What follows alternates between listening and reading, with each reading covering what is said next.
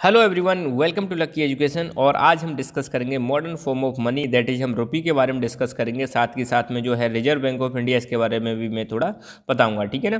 तो इससे पहले जो मैंने फर्स्ट लेक्चर बनाया उसको जरूर देखें, सो दैट आपके कॉन्सेप्ट एकदम क्लियर रहे। तो मॉडर्न फॉर्म ऑफ मनी या मॉडर्न फॉर्म ऑफ करेंसी की अगर हम बात करें तो मॉडर्न फॉर्म ऑफ मनी में हम दो चीज़ों को इंक्लूड कर सकते हैं। एक तो है करेंसी, और करेंसी में दोनों चीज़ आ जाती हैं। एक तो पेपर के नोट्स आ जाते हैं, और दूसरा जो कॉइन्स होते हैं, आपने देखा होगा हमारे मार्केट में 1 रुपये के, 2 रुपये के, 5 रुपये के, 10 रुपये के जो कॉइन्स आते हैं, इवन 20 रुपये का भी कॉइन्स आता है। तो ये कॉइन्स सर्कुलेट होते हैं। तो कॉइन्स और पेपर के जो नोट्स हैं इसको हम करेंसी में इंक्लूड करते हैं। इसके अलावा जिन लोगों के पास सेविंग्स होती है, ध्यान रखना, अब हर किसी के पास सेविंग्स तो नहीं होती है।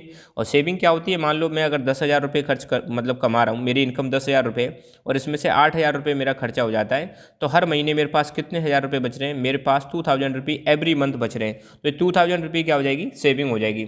तो कई लोग क्या करते हैं, अपना बैंक में अकाउंट खुलवा लेते हैं। फॉर एग्जांपल SBI में अकाउंट खुलवा लिया, और इन 2,000 रुपये को हर महीने क्या करते रहते हैं, जमा करते रहते हैं। या आज की डेट में जो भी गवर्नमेंट एम्प्लॉयज़ हैं, जो भी गवर्नमेंट सैलरीड एम्प्लॉयड हैं, उनको जो मनी है आपको पता है डायरेक्ट बैंक अकाउंट में आता है। तो बैंक में पैसा पड़ा रहता है, और जितना यूज करते हैं वो निकाल लेते हैं, बाकी बैंक में रहता है, और बैंक बदले में उनको क्या देती है, इंटरेस्ट देती है। तो आज की डेट में कुछ लोग अपना पैसा कहाँ पे जमा करा, कुछ नहीं, ज़्यादातर लोग कहाँ जमा करा के रखते हैं, बैंक में जमा करा के रखते हैं। और साथ के साथ में जो चेक्स आपको पता है हर बैंक की मतलब एक चेक बुक इशू की जाती है। अगर आप जिस भी बैंक में खाता खुलवाते हो तो वो चेक बुक इशू करते हैं। तो इस चेक के माध्यम से भी आप क्या कर सकते हो, पेमेंट कर सकते हो। तो ये भी एक प्रकार का क्या है, मॉडर्न फॉर्म ऑफ करेंसी है, ठीक है। तो मॉडर्न फॉर्म ऑफ मनी में दो प्रकार की चीज़ हो गई, एक तो करेंसी आ जाएगी, दूसरा deposit with banks and cheques, ये सारी चीज़ें आ जाएंगी। अब कोई पूछ ले आपको मॉडर्न फॉर्म ऑफ करेंसी को ही क्यों एक्सेप्ट किया जाता है आज की डेट में, तो क्या है मॉडर्न फॉर्म ऑफ करेंसी का मतलब, क्यों एक्सेप्ट कर रहे हैं इसको हर जगह पर। तो देखो, पहली बात तो यह है कि आज की डेट में भारत में जितना भी मनी सर्कुलेट हो रहा है, ध्यान रखना, जितनी भी करेंसी सर्कुलेट हो रही है उसको ऑथराइज कर रखा है गवर्नमेंट ऑफ इंडिया ने। और गवर्नमेंट ऑफ इंडिया के बिहाफ से, ध्यान रखना, गवर्नमेंट ऑफ इंडिया के बिहाफ से हमारी एक एजेंसी है, एक बैंक है, सेंट्रल बैंक, जिसका नाम है RBI।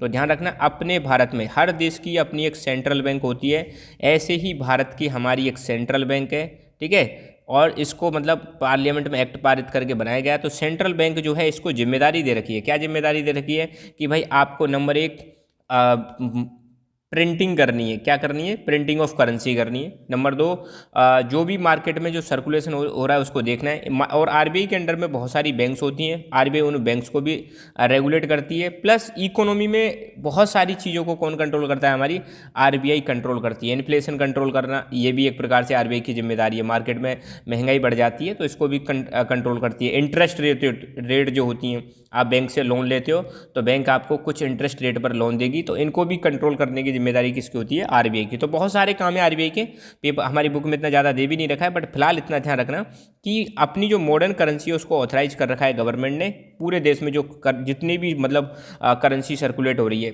मॉडर्न करेंसी, अब एक चीज़ यहाँ पे दे रखी है, the modern currency has no use of its own except as the medium of exchange.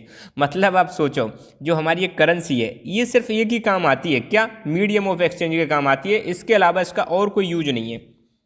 अब आप कहोगे सर कैसे, पहले के टाइम पे जैसे अगर हम बात करें, पहले के टाइम पे हम गोल्ड इस्तेमाल करते थे, है ना, गोल्ड कॉइन्स का इस्तेमाल करते थे। तो गोल्ड कॉइन का इस्तेमाल एक तो मीडियम ऑफ एक्सचेंज की तरह तो करते ही करते थे, मगर उनको पिघलाकर हम क्या बना सकते थे, उनसे ज्वेलरी में इस्तेमाल कर सकते थे।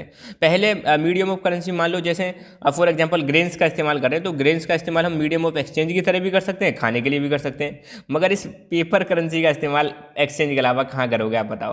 तो आपने देखा भी होगा, जो डिमोनेटाइजेशन हो गया था, तो पुराने जो 500 और 1,000 रुपये के नोट्स थे, उनको क्या कर दिया गया, बंद कर दिया गया। तो बस वो क्या हो गया, जस्ट एक पीस ऑफ पेपर। उसके बाद उनकी कोई वैल्यू ही नहीं रही थी। डिमोनेटाइजेशन जब हुआ था, नोटबंदी जब हुई थी, तो 1,000 और 500 के नोट बंद कर दिए, मतलब इल्लीगल।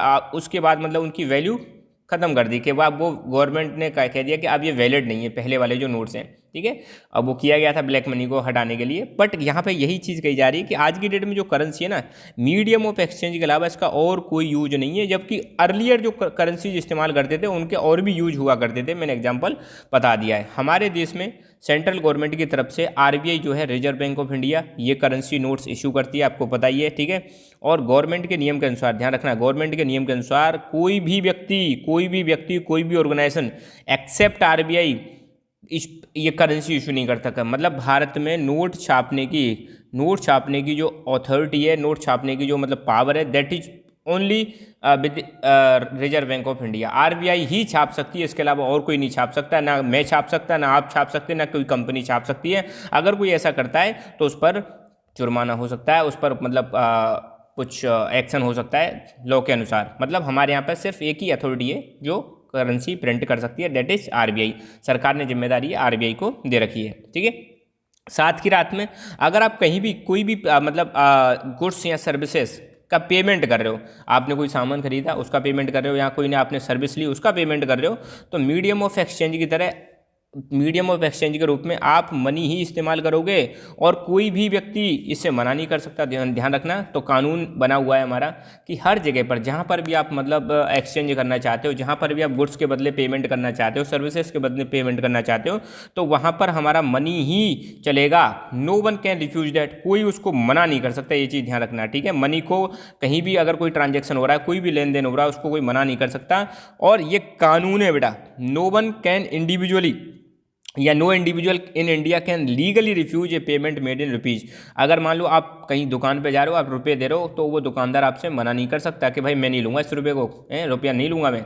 तो अगर ऐसा करता है तो आप उस पर केस कर सकते हो, बिल्कुल लीगल है ये, ठीक है। तो भारत में ध्यान रखना, हर जगह पर हम मीडियम ऑफ एक्सचेंज की जगह पर या मीडियम ऑफ एक्सचेंज के रूप में हम मनी का इस्तेमाल कर सकते हैं, कोई मना नहीं कर सकता।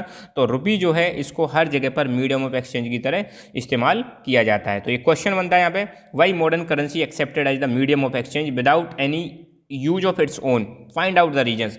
क्यों मॉडर्न करेंसी को हम मीडियम ऑफ एक्सचेंज की तरह इस्तेमाल करते हैं जबकि इसका खुद का कोई यूज नहीं है एक्सेप्ट मीडियम ऑफ एक्सचेंज? तो इसका आंसर देना है। तो देखो यही पॉइंट आपको लिखने कि मनी जो है इसको सेंट्रल गवर्नमेंट ने ऑथराइज कर रखा है हमारी इकोनॉमी में, मनी का खुद का कोई यूज नहीं है एक्सेप्ट मीडियम ऑफ एक्सचेंज।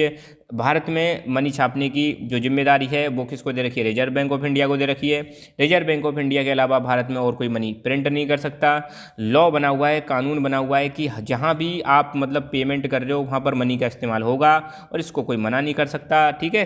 कोई भी इंडिविजुअल लीगली रिफ्यूज नहीं कर सकता पेमेंट मेड इन रुपीज़, और रुपी एक आज की डेट में widely accepted medium of exchange है, ठीक है। तो यहाँ पर हमने देखा modern form of money that is rupee के बारे में देखा, मॉडर्न रुपी के बारे में देखा, ठीक है। आई होप आपको समझ में आ गया होगा। नेक्स्ट जो लेक्चर आएगा उसमें हम डिस्कस करेंगे बैंक्स की फंक्शन के बारे में, कैसे बैंक काम करती है, ठीक है। सो सी यू देन।